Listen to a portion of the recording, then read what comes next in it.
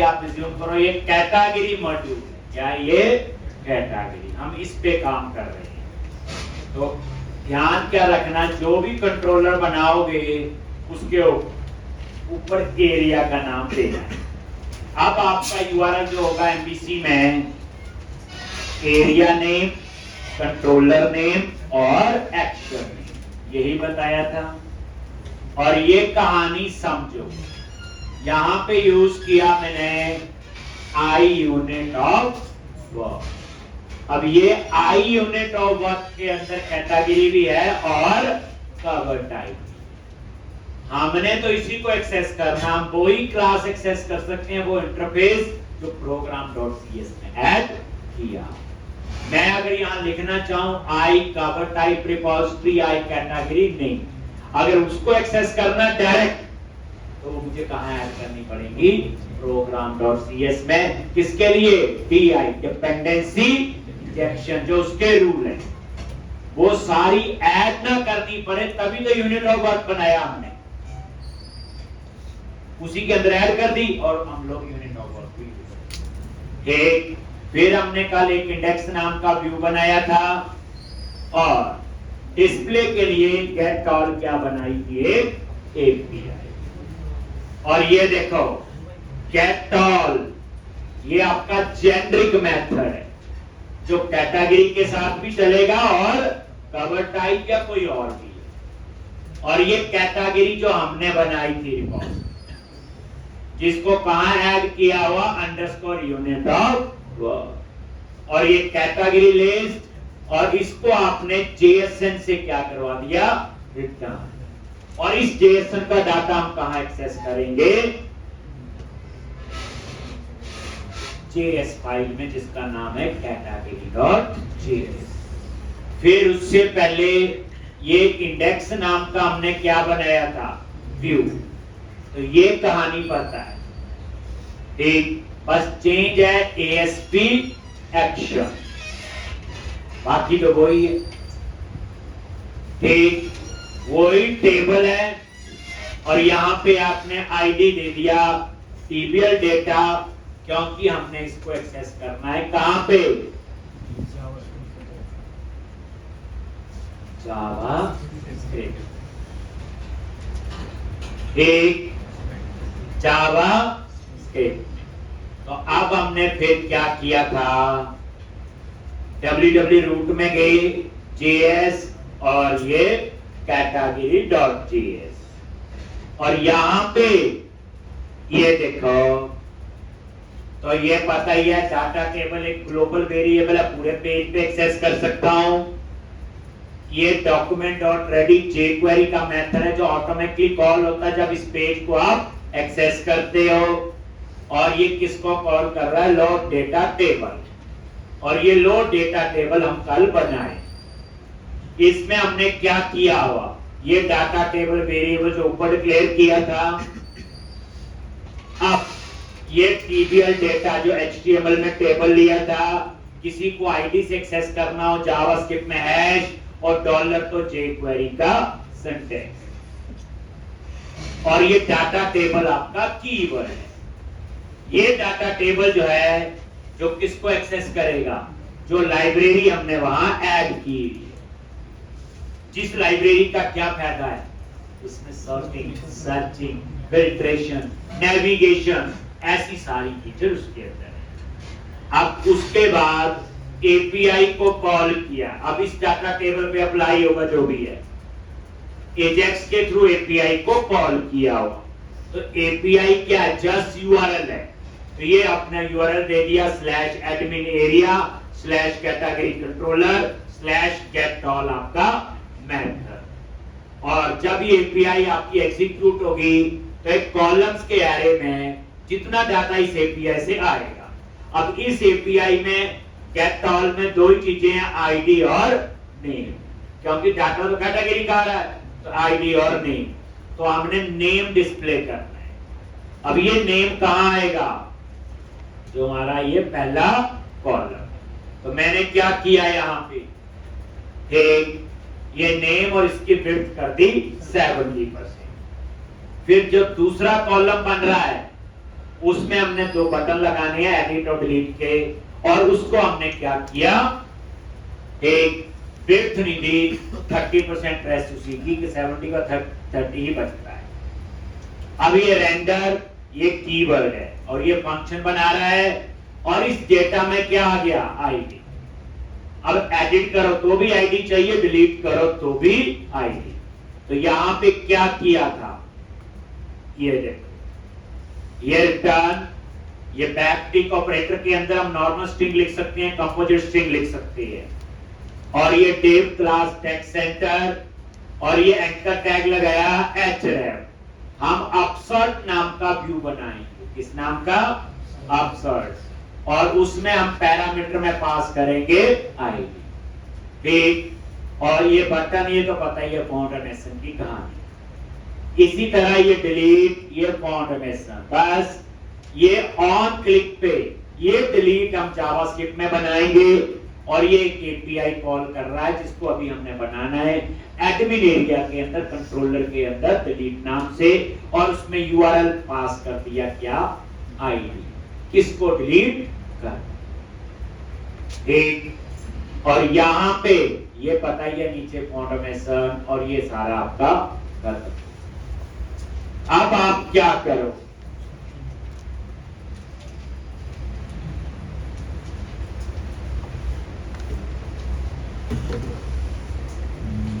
Function delete और ये यूआर,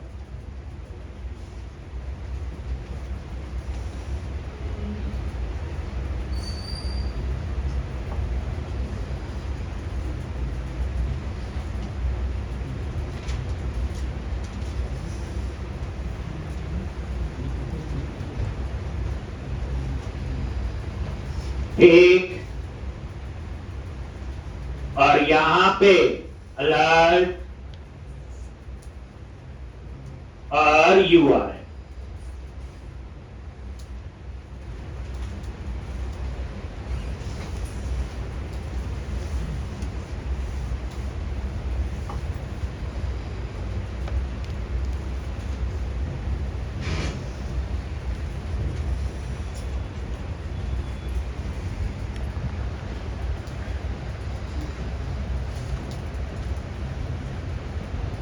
एक ये डिलीट, अभी इसका कोड लिखना है बाद में। एक अलर्ट होता है जावास्क्रिप्ट में मैसेज देने, ये हम बाद में इसका कोड लिखेंगे। अब आप इस जेएस फाइल को इंडेक्स पेज पे कॉल कर लो। कैसे कॉल करते हो देखो, यहां पे आगे @section, और यहां पे स्क्रिप्ट्स, ये वो रेंडर सेक्शन है, सबसे लास्ट में उसका नाम है स्क्रिप्ट्स, ठीक। लेआउट में ऐसे नहीं पे कुछ भी लिख दो, व्यूज के अंदर गए शेयर्ड और लेआउट, और लेआउट के अंदर हम ये वाला नाम लिखते हैं स्क्रिप्ट्स, ठीक। और यहां पे आपने स्क्रिप्ट टैग लगा लो, और यहां पे उस जावास्क्रिप्ट फाइल का पाथ दे, टेल्ड स्लैश, ये क्या करता है, आगे का पाथ खुद उठा देगा, कहां तक का, www रूट का, और उसके बाद आ गया JS, और उसके बाद कैटेगरी डॉट JS। अब आप इसको रन करोगे तो एक जादू होगा, और इसके ऊपर डाटा टेबल अप्लाई हो चुका होगा, मे भी उसमें डाटा ना हो।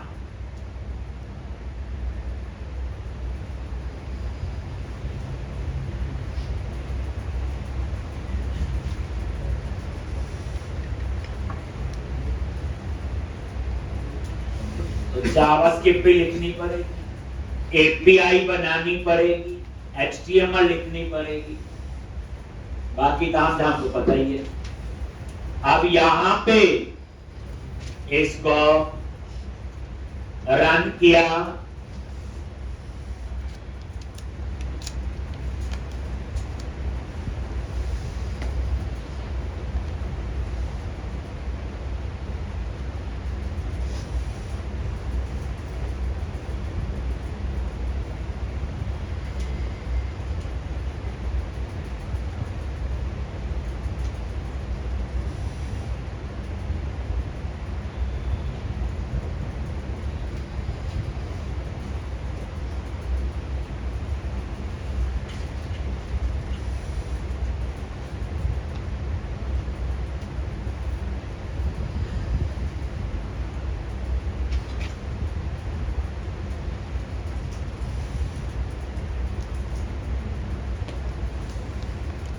और ये देखो कैटेगरी पे क्लिक किया और ये देखो ये डाटा टेबल अप्लाई हो गया, लोडिंग आ रहा है। एक ये देखो नो डेटा अवेलेबल, एक ये वही कितने रिकॉर्ड देखने हैं ये कम ज्यादा कर सकती है, ये सर्च और ये प्रीवियस नेक्स्ट। मान लो जावास्क्रिप्ट में कभी एररों में पता नहीं चलती, जैसे नो डेटा अवेलेबल ये आ रहा है, नहीं आ रहा लिखा हुआ, तो कोई एरर लोडिंग लिखा आ रहा है, तो इसको डिबग करने का आसान तरीका समझो, राइट क्लिक करो और यहां पे इंस्पेक्ट होगा, ब्राउजर पे ही राइट क्लिक करके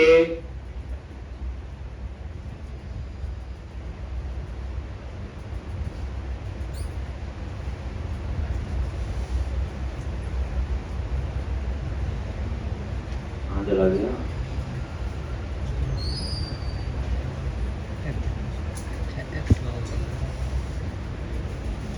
ये इंस्पेक्ट और जैसे आप इंस्पेक्ट पे गए यहां पे लिखा होगा कंसोल, और जैसे आप कंसोल पे क्लिक करोगे तो यहां लिखा आएगा रेड कलर में पेज.js फाइल में इस लाइन पे आपकी गलती है, हो सकता है कोई ब्रैकेट हो, सेमीकोलन हो, तो फिर आप वहां जाके चेक करो, लाइन नंबर भी लिखा होता है, फिर आप उस category.js में जाके उस लाइन पे थोड़ा बहुत आइडिया तो फिर देख, ठीक है जी। तो कभी एरर हो जावास्क्रिप्ट वगैरह की तो इंस्पेक्ट करके आप लोग कंसोल पे क्लिक करके चेक किया करो, आएंगे आगे तो पता भी चल। अब हम बनाएंगे ऐड न्यू कैटेगरी, इसके लिए बनाएंगे अपसर्ट। तो अब क्या करो, कंट्रोलर में आ गई कैटेगरी, तो इसके अंदर तो रीजन में एपीआई बनानी थी, बन गई। अब पब्लिक आई एक्शन रिजल्ट अपसर्ट और इसमें एक पैरामीटर ले,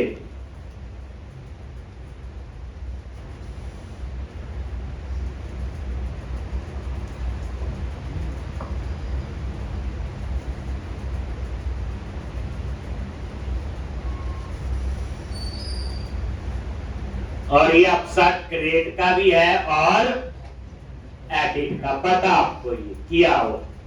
सबसे पहले हम क्या करेंगे, कैटेगरी क्लास का ऑब्जेक्ट बनाएं। ये क्या करेगा, इसका डिफॉल्ट कंस्ट्रक्टर कॉल करेगा और डिफॉल्ट वैल्यू इनिशियलाइज कर देगा। फिर यहां पे if ID is equal to null, अगर ये नल है तो इसका मतलब कौन सा कोड है, ग्रेड। तो क्या करोगे यहां पे, रिटर्न व्यू, और यहीं से वो उस व्यू पे चला जाए।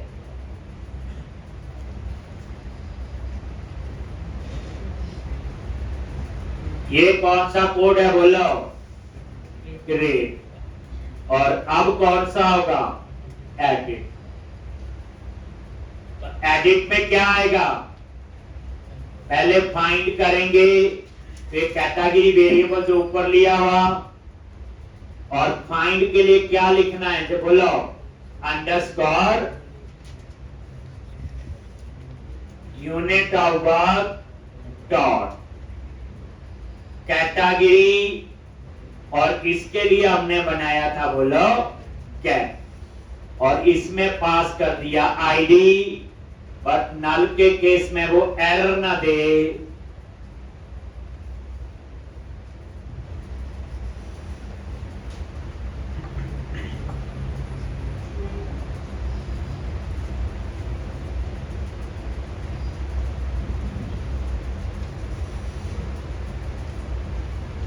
Unit of work dot category dot gate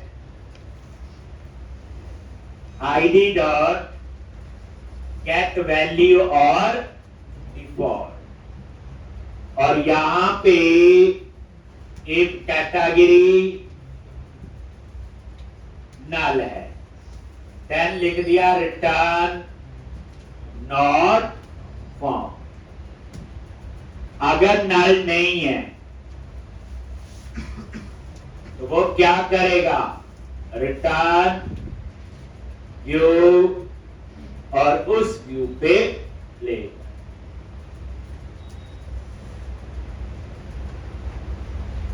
return view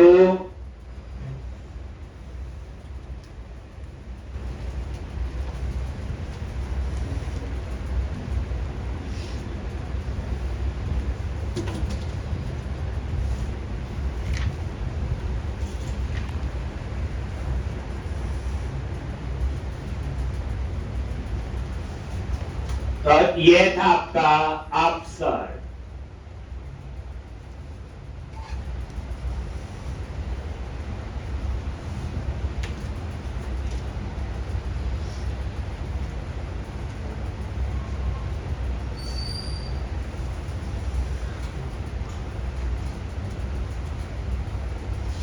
एक ये देखो, ये गेट आपका जेनरिक मेथड है।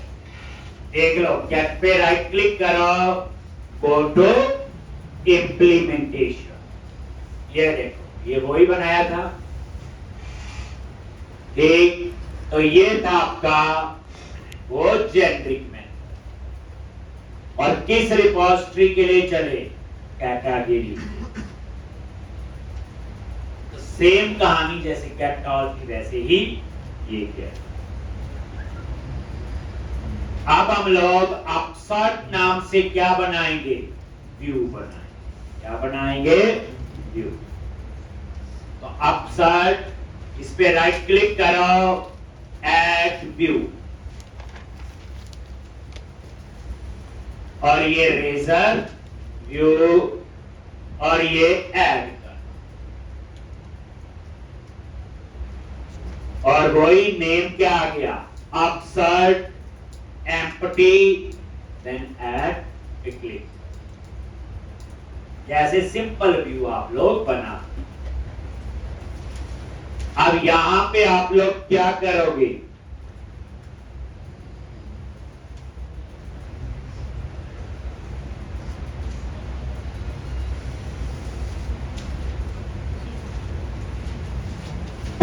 अब यहां पे ये अपसर्ट आगे, आप इसको रन करके देखो।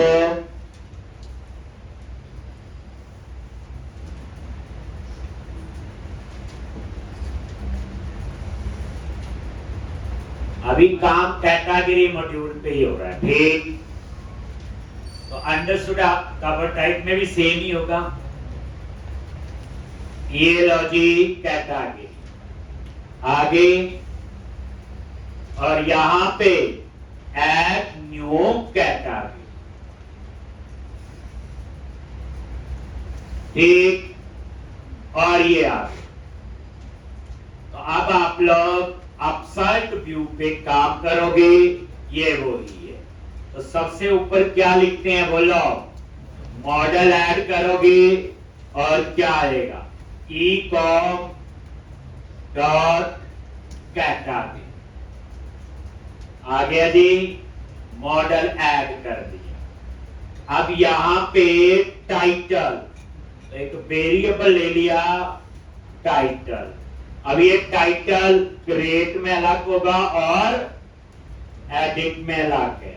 तो क्या लिखा था बोलो, model dot ID is not equal to 0, then title क्या आएगा, एडिट कैटेगरी, अदरवाइज क्या आएगा बोलो, न्यू कैटेगरी, और एंड में सेमी कॉलन।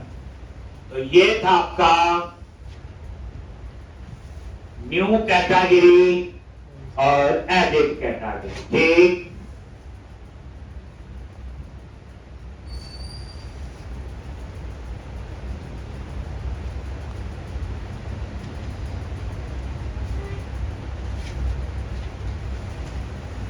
एक टाइटल,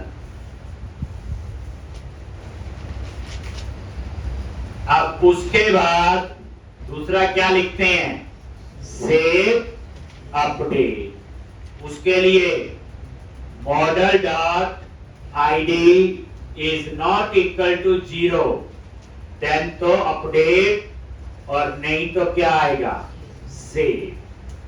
करवाया हुआ, एक बार नहीं 2-3 बार करवाया हुआ। ये वही टर्नरी ऑपरेटर हमने यूज किया। ठीक, अब आप नीचे आ जाओ इसके डिजाइन में।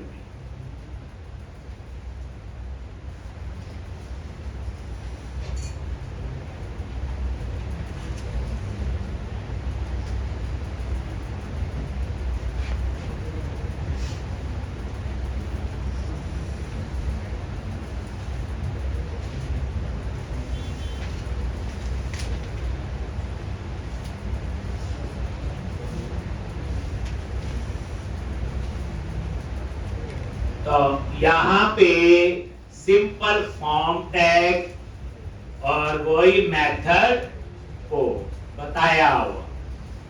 एक वहां लगता था @HTML, याद करो, बिगिन फॉर्म। अब यहां पे आप एक रो बनाओगे, टेप क्लास रो। एक रो में कितने कॉलम होंगे, 12।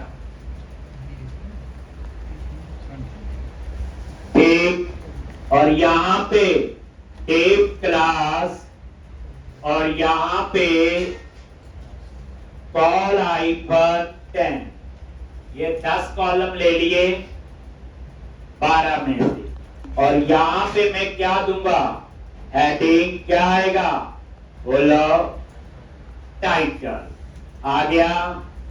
और यहां क्या लिखते हो, क्लास टेक्स्ट हाइफन ट्रेंड। ठीक, ये साथ साथ रिफ्रेश करके देखो। आ गया न्यू कैटेगरी। मैं चाहता हूं इसके नीचे एक अंडरलाइन सी आ जाए, तो उसके लिए यहां पे बॉर्डर बॉटम कर। इससे क्या होगा, इस टाइटल के नीचे ऐसे लाइन है पूरे 10 कॉलम के लिए। ठीक, अब इसके नीचे, तो अब आप लोग यहां पे आगे, ये डिजाइन है, एक बार बना लेंगे सारे पेजेस पे, फिर हम एक जैसा ही अप्लाई करेंगे। ये डिजाइन है, इसमें कुछ नहीं है। ठीक, अब वैलिडेशन समरी टेप, ये लो, मॉडल ओनली क्लास कौन सी, टेक्स्ट हाइफन चेंजर। और ये आपका आ गया वैलिडेशन समरी।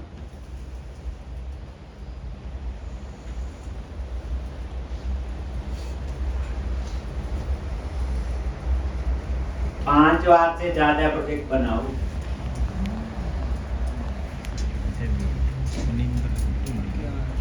अब आप उसके बाद टेप क्लास कॉल हाइफन ए, यहां पे मैं अपने टेक्स्ट बॉक्स लगाऊंगा। क्या लगाऊंगा, यहां पे टेक्स्ट बॉक्स। ठीक, तो यहां पे क्या लिखूंगा, टेप क्लास, ये text box, form hyphen group, और डेटा कैसे आना चाहिए, रो में। ठीक, यहां अब 4 कॉलम में, तो टेप क्लास कॉल हाइफन 4, जैसे मैंने कॉल 8 लिखी। अब इस 8 कॉलम को एक रो में डिवाइड कर लेगा, और उस रो में फिर कितने कॉलम होंगे, 12 लिखा हुआ, फॉर्म ग्रुप रो। और इसमें क्या आएगा आपका, बोलो, लेबल। और इसमें बाइंडिंग के लिए क्या होता है आपका, ASP4 जो टैग हेल्पर है। और ये किसके साथ बाइंड होगा, नेम, तो ये नेम आएगा। इसी तरह से 4 यूज कर लिए, तो कितने बचे, कॉल हाइफन ए, यहां पे मैं लगाऊंगा टेक्स्ट बॉक्स। कैसे? इनपुट ASP-4 याद रखना, बाइंड करने के लिए होता आपका ASP-4, ये टैग हेल्पर है।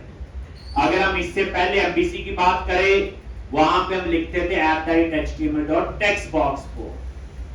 किसके साथ बाइंड करना है? वो HTML पर। उससे पहले हम ID नेम देते थे, तो इसलिए हर एक में थोड़ा सा। और क्लास form-group एक, और ये आपका R। उसके बाद वैलिडेशन का मैसेज देना है, तो अगेन वही सेम, नेम क्लास text-danger। ये मैं करवा चुका हूं सारा। तो लास्ट क्वेश्चन करवाया था, बताया था, ये वैलिडेशन समरी और ये वैलिडेशन मैसेज हो। लिख लो आराम से। ये देखो, एक बार रिफ्रेश करो, ऐसे यार ये पूरा टेक्स्ट बॉक्स यहां तक नहीं आया, और इसके बीच में गैप आना चाहिए, है ना? अच्छा, form-group लिख दिया ना, क्या आएगा? कंट्रोल। तो ये कंट्रोल से क्या हुआ? ऐसे आ, लेकिन वो ऊपर वाली लाइन के साथ आ रहा है। फॉर्म ग्रुप रो में पैडिंग भी दे दो और मार्जिन। और ये देखो आ गया, ठीक। तो इस तरह से ये बच्चे एक पूरा लिख लो, ये पूरा सिस्टम।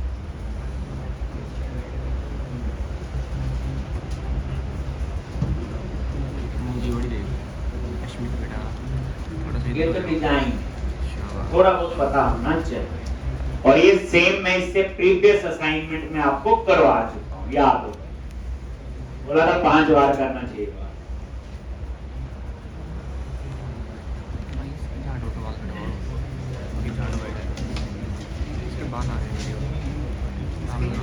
क्योंकि थोड़ा डिजाइन अच्छा होगा तो काम करने का भी मजा आता है।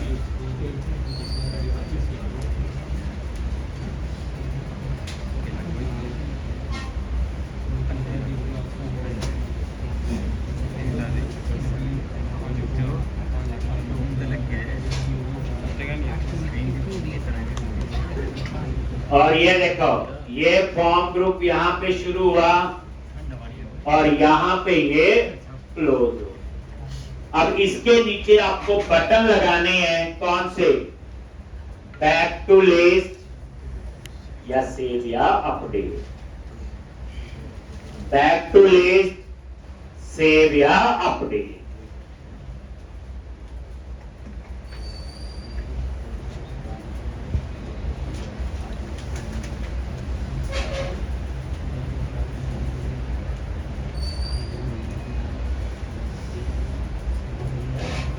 कौन है इस प्रोजेक्ट को 5 बार या उससे ज्यादा बार बना रहा है? करना वाला करा।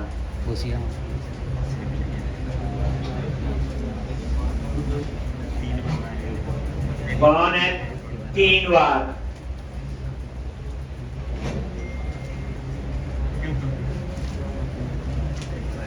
बाकी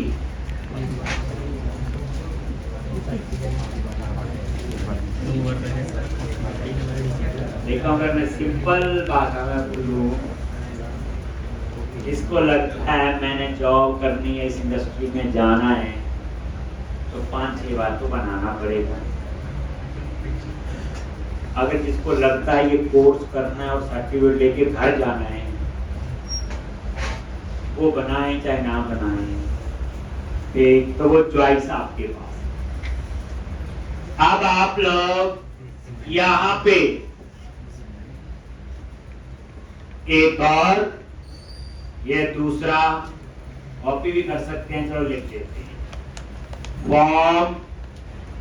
form-group रो, पैडिंग भी दे दी और margin. Tape class call hyphen 4। यहां पे बटन लगाना अपने, ठीक, कौन से वाला, सबमिट का।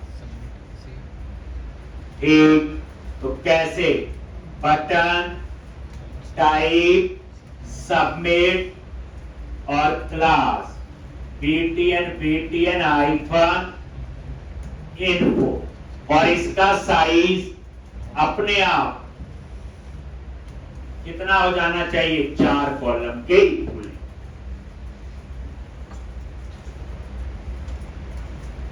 और यहां पे कॉल कर लिया किसको, सेव और अपडेट। ठीक, इसी तरह से दूसरा डेट, क्लास कॉल हाइफन 4। अगर मैं 8 लिखूंगा तो बटन का साइज बड़ा होगा, दोनों का सेम होना चाहिए, तो इसमें भी कॉल 4 लिखूंगा। और यहां पे क्या लगाना है, एंकर टैग, और यहां लिखो ASP एक्शन इंडेक्स, और क्लास btn हाइफन सक्सेस, और इसका भी साइज पूरा हो जाना चाहिए। और यहां पे बैक टू लिस्ट,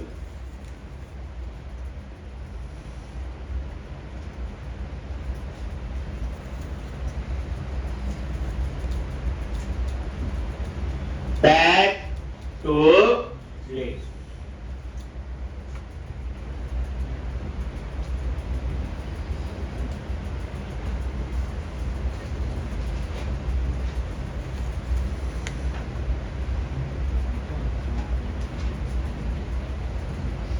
एक, और ये देख लो, सेम रिफ्रेश करो, ये यहां पे आई, नीचे क्यों नहीं आई, क्या गलती हुई, कौन सा है,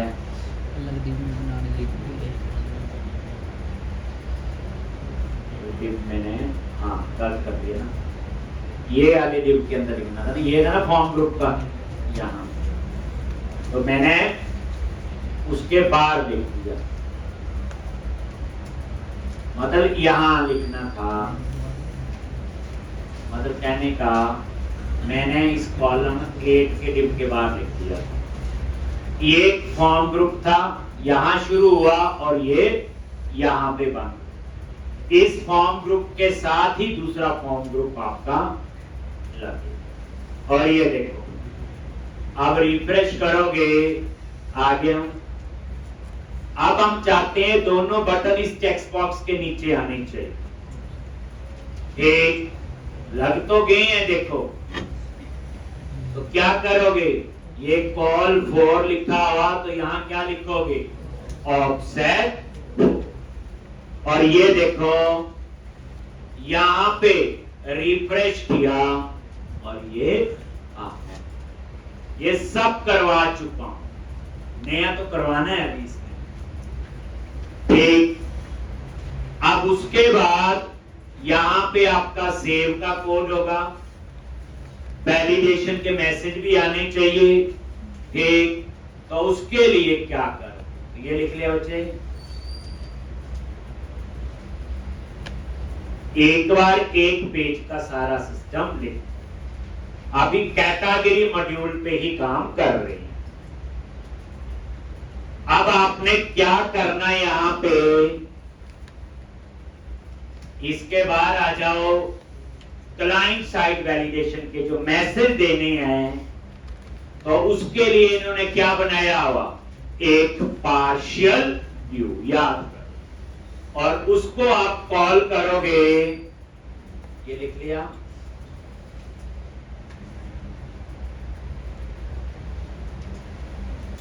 प्रैक्टिस चाहिए।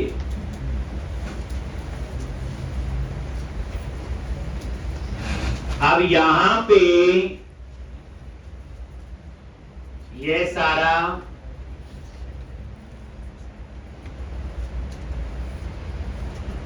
और लास्ट में क्या लिखना है, सेक्शन और script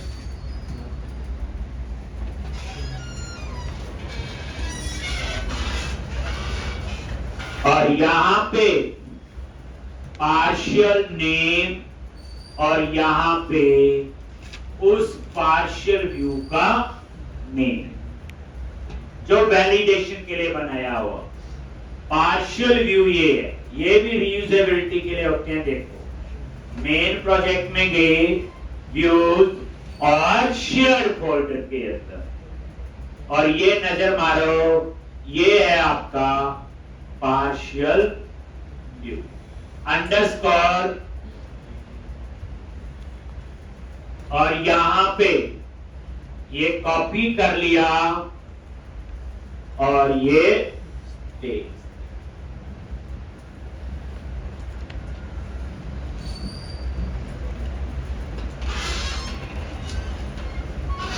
underscore validation script partial, ठीक।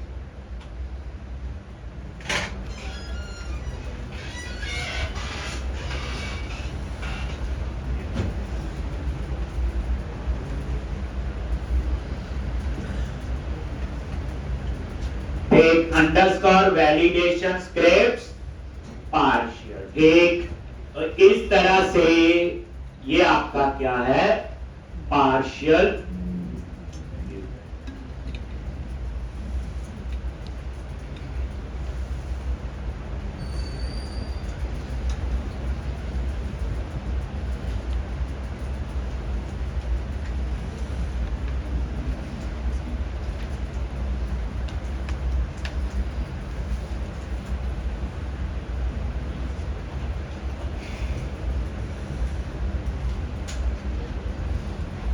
एक underscore validation script partial.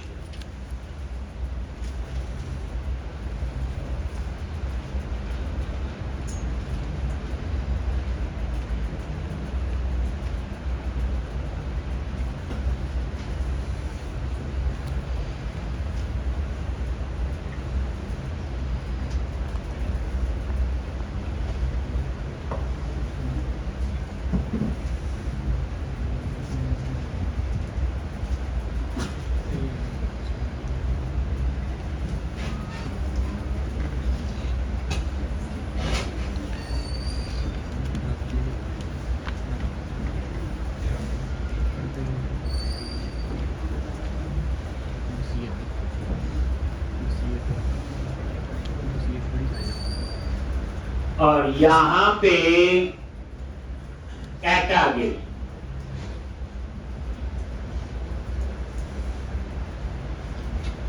Add new category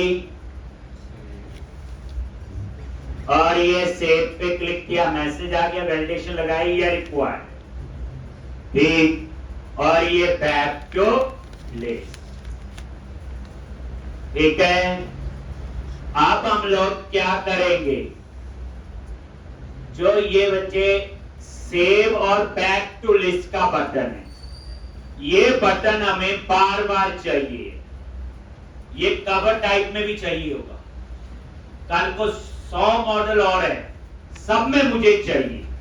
तो अगर मुझे ये सेम डिजाइन बार बार चाहिए, मैं बार बार क्यों बनाऊं, इतना कोड लिखना पड़ रहा है, यही है ना। तो क्या इसकी भी रीयूजेबिलिटी हो सकती है? यस। अब हम इसके लिए बनाएंगे पार्शियल व्यू। अगर आपको डिजाइन की रीयूजेबिलिटी चाहिए तो हम अपने पार्शियल व्यू बना सकते हैं। फायदा ये है, एक बार बनाएंगे, आगे जितनी मर्जी बार उसको यूज करो। सिर्फ सेव और बैक टू लिस्ट। तो मैं उसके लिए क्या करने जा रहा हूं, ठीक। तो ये सारा क्लोज किया जी, मेन प्रोजेक्ट में आओ, व्यूज और शेयर फोल्डर पे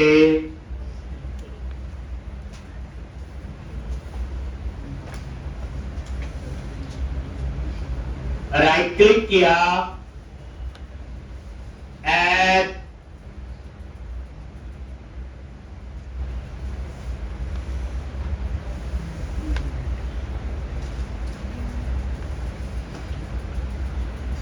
शेयर फोल्डर, हमेशा याद रखना शेयर फोल्डर में वो चीज होती है जो और जगह शेयर कर सकते हैं, ये यूज कर सकते हैं। तो पार्शियल व्यू डिजाइन की रीयूजेबिलिटी के लिए, तो आप क्या करो, शेयर पे गए, ऐड व्यू, जैसे व्यू पे क्लिक किया, यहां चूज किया रेजर व्यू,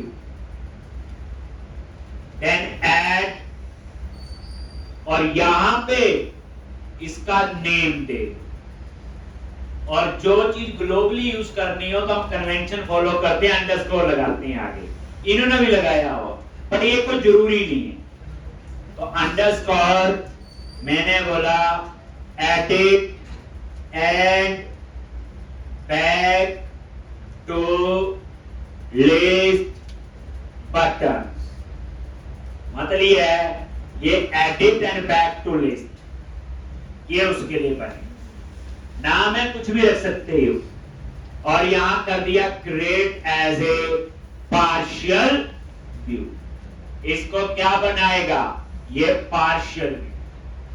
अभी बच्चे छोटे छोटे मॉड्यूल है, अभी हम कैटेगरी मॉड्यूल पे काम कर रहे हैं, एक आध दिन बाद हम कवर टाइप पे काम करेंगे, ठीक।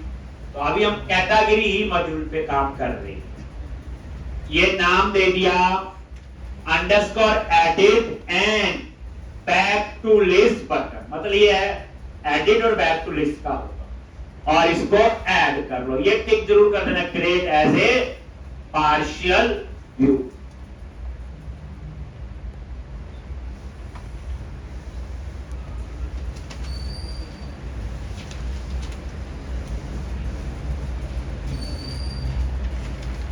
आगे, और इसमें क्या करना है, टेप, क्लास और रो, एक रो में 12 कॉलम और टेप क्लास कॉल। मैंने यहां पे ये नहीं बताया कितने, तो अगर सिंपल मैं कॉल लिख दूं तो ये इक्वल डिवाइड कर लेगा दोनों को, 6 एक रो 2 कॉलम बन गई, इक्वल डिवाइड कर लेगा, साइज नहीं दिया कोई, ठीक। और यहां पे आप अपडेट का बटन लगाओगे, कौन सा, अपडेट, ठीक। तो यहां पे क्या होगा, button type submit class btn hyphen info form hyphen control, और बटन का टेक्स्ट दे दिया अपडेट, क्योंकि एडिट वाला नहीं है, इसमें अपडेट लगेगा। और यहां पे एंकर ASP एक्शन इंडेक्स, काम तो वही है जो वहां कर रहे थे, क्लास कौन सी, btn hyphen success form hyphen control, और यहां पे क्या टेक्स्ट लिखना है, बैक टू लिस्ट।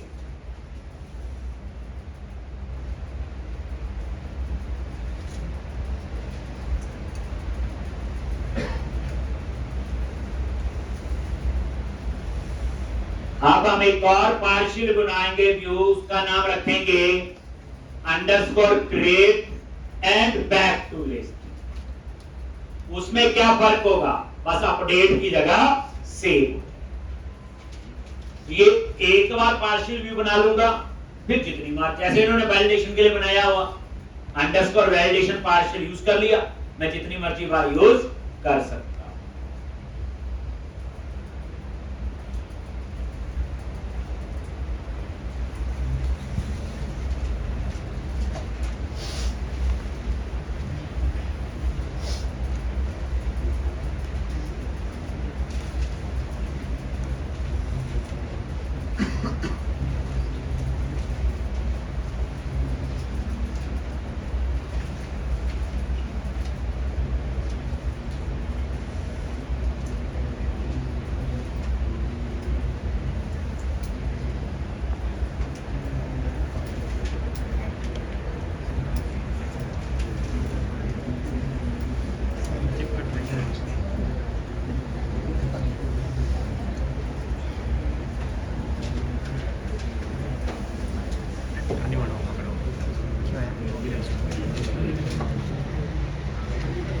क्या करो, एक और फिर शेयर फोल्डर पे राइट क्लिक करो, ऐड व्यू क्लिक किया और वही रेजर व्यू सेम, और यहां पे क्या नेम रखोगे, अंडरस्कोर क्रिएट एंड बैक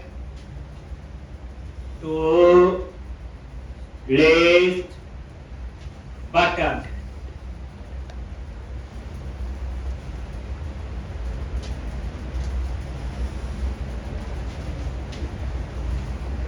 और ग्रेट एज ए पार्शियल और ऐड कर, एक और बन गया, great and back to list आ गया जी। और इसमें सेम वही पेस्ट कर दिया, बस यहां सेव की जगह अपडेट की जगह क्या आ जाएगा, अब ये दो पार्शियल व्यू बनाए, इसमें कहीं नहीं लिखा कि कैटेगरी के लिए चलेगा या कवर टाइप या किसी के लिए, तो रीयूजेबिलिटी होगी।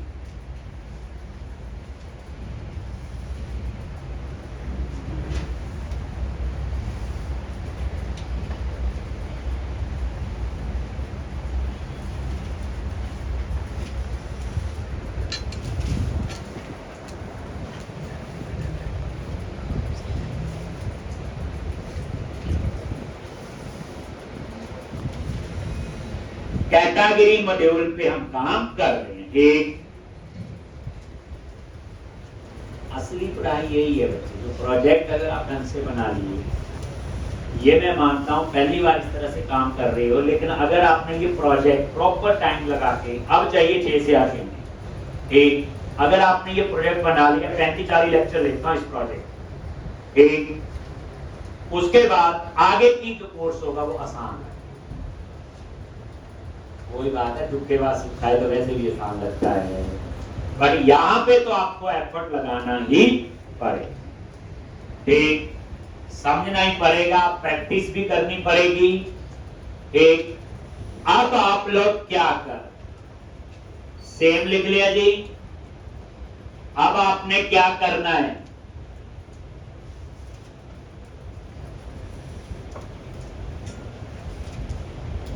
अब आप उस पे आ जाओ अपसाइड, और जो हमने लिखा था उसे कमेंट बना दो और इसको वहां पे हम कॉल करें। एक किस पे गए, ये देखो एरिया, एडमिन, कंट्रोलर और कैटेगरी, और इसमें क्या आपका ये अपसाइड, इस पे राइट क्लिक करो और गो टू व्यू। आगे पहली बात, अब इस लाइन की हमें जरूरत नहीं, ये सारा काम किससे होगा, पार्शियल व्यू से। अब आगे किसी पेज पे ये लाइन लिखने की जरूरत, टाइटल चाहिए, कमेंट बना दिया, सेव अपडेट वाला नहीं, और उसके बाद नेम तो चाहिए है। अब ये जो डिव है आपका, ये फॉर्म ग्रुप, इसको कमेंट बना दिया, चाहे आप इसको डिलीट कर, अब इसकी जगह आपको लिख, ठीक, आप ये रन करके देखो साथ में,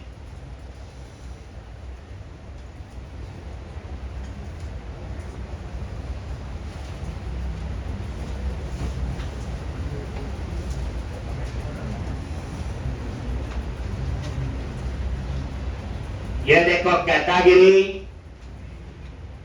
और ऐड न्यू कैटेगरी, देखो हट गए ना बटन। अब चलो, अब यहां पे इसकी जगह tape class form hyphen group row heading दे दी और मार्क।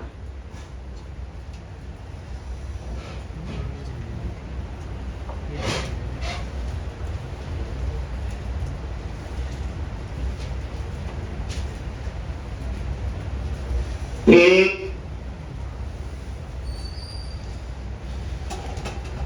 अब यहां पे आपने एक कॉलम बनाना है। क्या बनाना है जी? कॉलम। तो टिप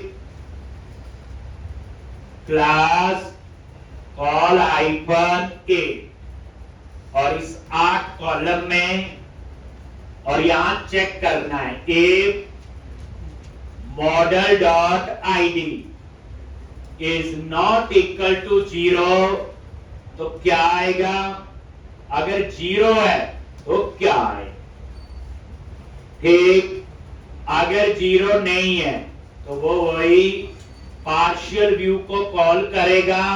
किसको? बोलो। Underscore edit and back to list. और ये किसको कॉल करेगा? Underscore create and back to list. ये देखो, तो यहां पे क्या लिखोगे? अंडरस्कोर एडिट, क्योंकि वो आईडी नॉट इक्वल टू 0, मतलब एडिट कर रहे हैं। एडिट एंड या जो भी नाम दिया होगा, बैक टू लिस्ट बटन। ठीक, और एल्स में क्या आएगा? अगर आईडी 0 नहीं है तो यहां पे आ जाएगा, बोलो, create and back to list.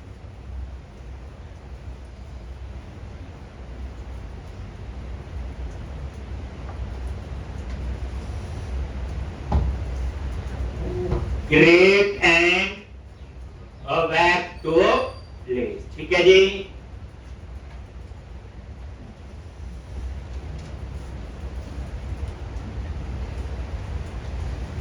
अब ये रिफ्रेश करके नजर मार लो डिजाइन, क्या बटन लगे हैं? लग। ऑफसेट 4 कर दो तो ये आगे आ जाए। यहां पे क्या लिखोगे? ऑफसेट 4। ठीक, और यहां पे ये आ, और ये देख लो बैक टू लिस्ट, ये लो।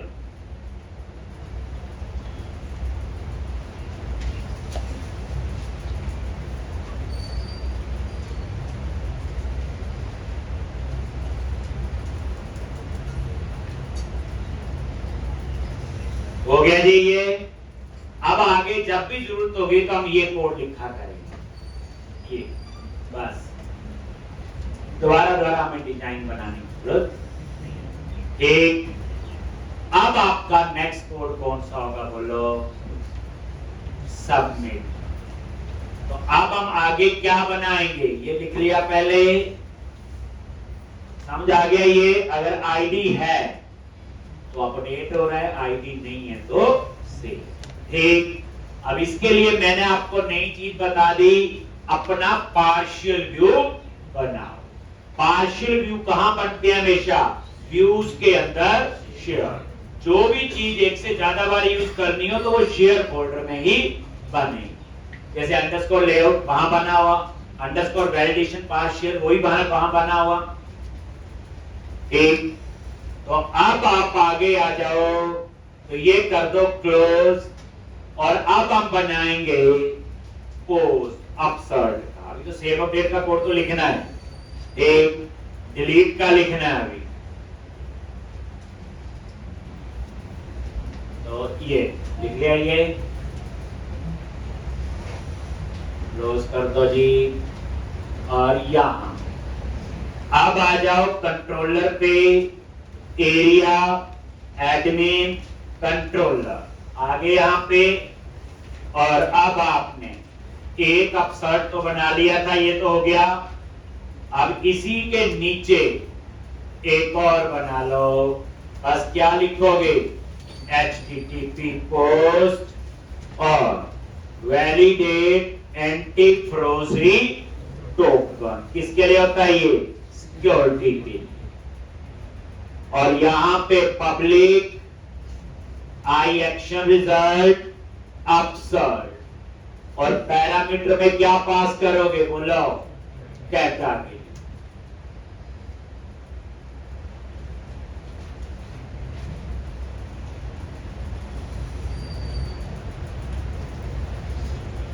कैटेगरी पास करोगे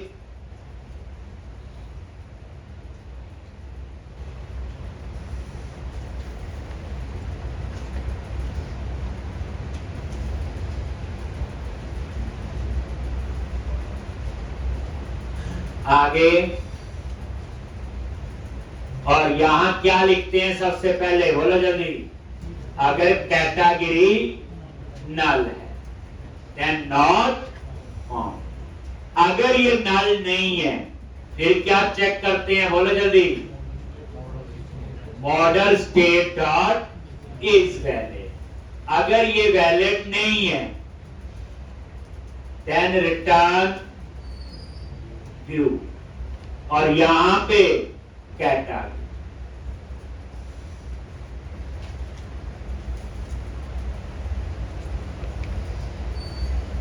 अगर ये वैलिड नहीं है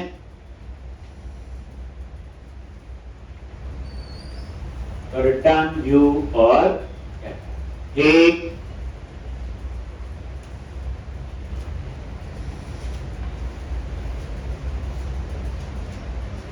इस तरह से अगर वैलिड नहीं है, वैलिड नहीं है तो उसी व्यू पे रहेगा, कहानी आपको पता है।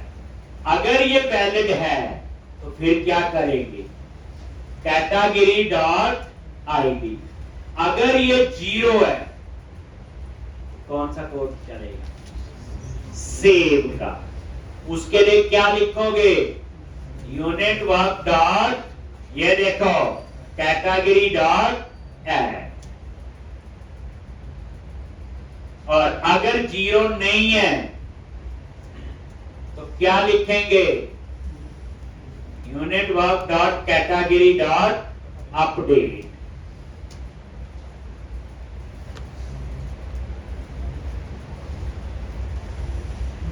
और उसके बाद unit work dot save. Save changes कहां लिखा हुआ, एक जगह यूनिट और वर्क में, सब मैंने लिखा, ध्यान दो। सेव चेंजेस तो होता ही है, नहीं तो हर मॉडल में नहीं, मैंने एक जगह लिखा हुआ यूनिट वर्क। और सेव होने के बाद कहां जाना है, रिटर्न रीडायरेक्ट टू एक्शन और नेम ऑफ इंडेक्स। कितना सिंपल सा और क्लीन को। और ये देखो, ये जो ऐड है ये जेनरिक मेथड है। ये जो ऐड है आपका, ये क्या आपका बेसिकली एक जेनरिक मेथड है एक। अब यहां पे क्या करोगे, ऐड पे राइट क्लिक किया, गो टू इंप्लीमेंटेशन। ये देखो आ गया ना जेनरिक मेथड। और टी में क्या आया होगा, कैटेगरी। क्या आ गया, कैटेगरी। ये अपडेट, इस पे राइट क्लिक करो, गो टू इंप्लीमेंटेशन। ये देखो आ गया ना ये अपडेट। और ये देखो, तो अब आप लोग क्या करो, यहां लगाओ ब्रेक पॉइंट। और अब हम यहां पे इसको टेस्ट कर लेते हैं।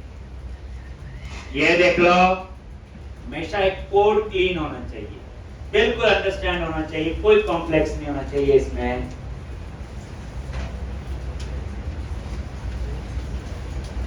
एक बार ये नजर मारो,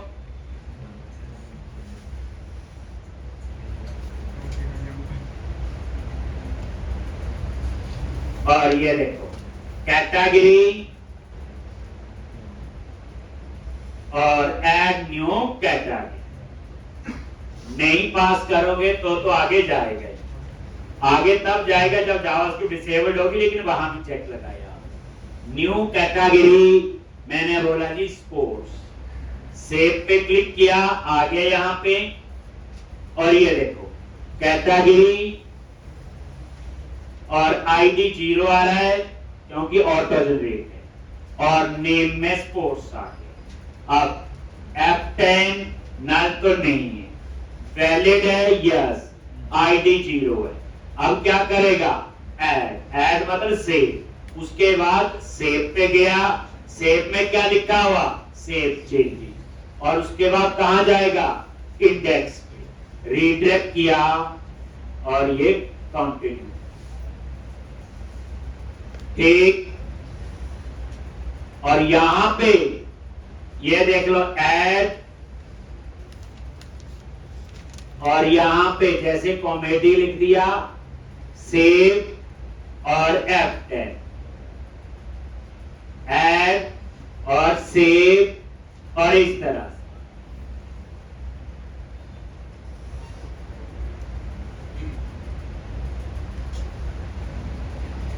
अब अपडेट करना है, ये देखो ये आ गया ना दोनों, देखो, और एडिट पे क्लिक किया, आ गया यहां पे, और ये कॉमेडी अपडेट, जैसे अपडेट पे क्लिक किया, इस बार यहां देखो क्या आ रहा है, ये देखो आईडी भी आ गया और नेम भी।